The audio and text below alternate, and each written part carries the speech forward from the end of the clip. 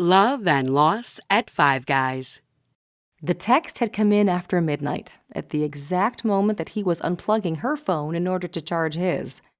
But he'd said nothing until mid-afternoon when her phone buzzed with another one, at which point he asked if she'd mind asking this other guy not to text her while he was staying there. "There's something I have to confess. I had a one-nighter with him. It was a mistake. It was a mistake, and I feel terrible. I feel like I cheated." "You don't have to confess," he replied quietly, "and you didn't cheat.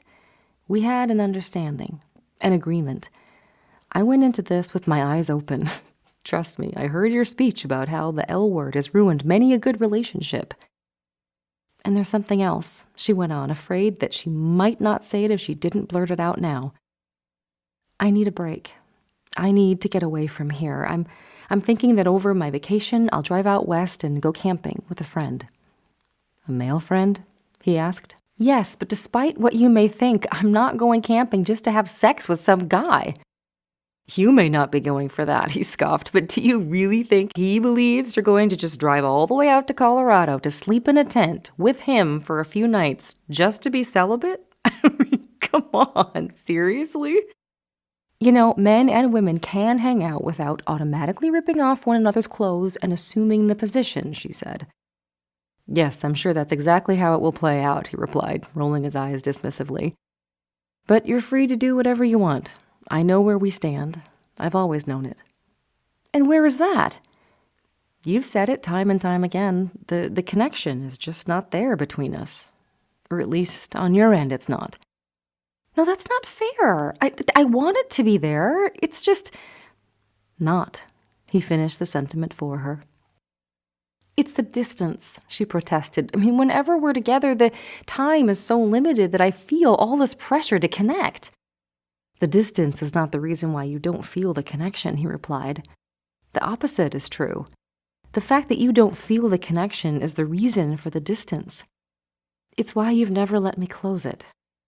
I wanted to move here, not in with you, just here from the first night. But that's not what you wanted." His explanation struck a nerve. With 2 sentences, he had perfectly described a vague, nagging feeling that she'd been unable, or maybe unwilling, to even admit to herself, let alone say out loud. He had a way of doing that, putting feelings, oftentimes her feelings, into words. From the very beginning, he'd constantly sent her text messages. Some made her laugh out loud, and others touched her heart and soul, and more than a few had brought her close to orgasm. At work, no less. Many of them made her think he could read her mind, and she loved them all. She loved him, too. She knew that. So why the feeling that she needed more?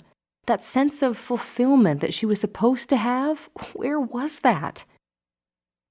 "The last thing I ever want to do is hurt you." "I know," he replied gently. But he said nothing more, because there was nothing more to say. He'd harbored no illusions that this could last for very long, much less forever. He didn't even think it might possibly end well. But being with her had felt good. It felt right, damn it. There was something about this woman. So even though there really was no reason to keep talking, the argument, the fight, whatever it was, continued, getting harder and more painful as it went on. Until finally, she buried her face in her hands. "Can we please stop?" she practically pleaded, on the verge of tears. "It's just so frustrating. And I am exhausted and I'm starving."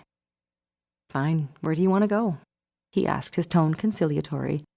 He was not unhappy to see this conversation sputter out of its own accord. And he was glad for an excuse to spend a little more time with her. "Five Guys," she answered. "They make good hamburgers." She always was a pretty down-to-earth eater. He liked that about her. He liked a lot about her. Her thoughtfulness and her charm. He liked the way she was different from women he'd dated before. She had more depth, a substance that wasn't easy to verbalize. And she had a wicked sense of humor. She was also tall, very pretty, which he couldn't help but notice once more as he opened the restaurant door for her.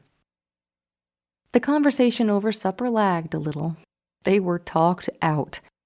The silence was both welcomed and also a pins and needles kind of quiet that portended more pain.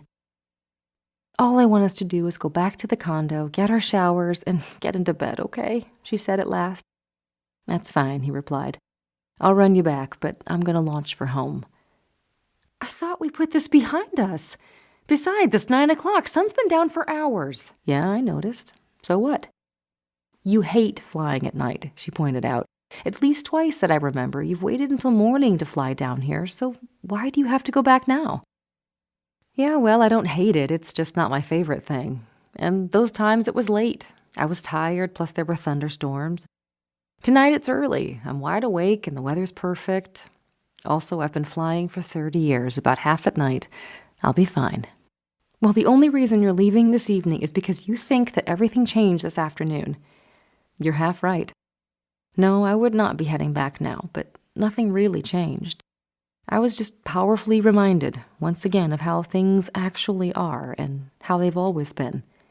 "And how is that?" "No, how have they always been?" she shot back, challenging him to spell out what each of them already knew. "We both want more than this. I want it with you, but I'm not the man you want it with. Which is why you need to find out what you might have with these other guys, and you can't do that while you're with me." "It was a huge one-night mistake, and the camping thing will never happen, because I don't want to go camping with him, okay? I never did. I just wanted to get out of here, so I don't need to find out. I already know." The sad part, however, was that even as she spoke those words, she knew in her heart that he was right.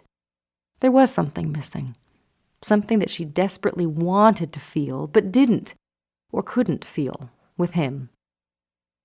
"Well, those aren't the only two guys in the universe," he went on, "so you still need to find out what you might have with another man, since you already know what you don't have with me.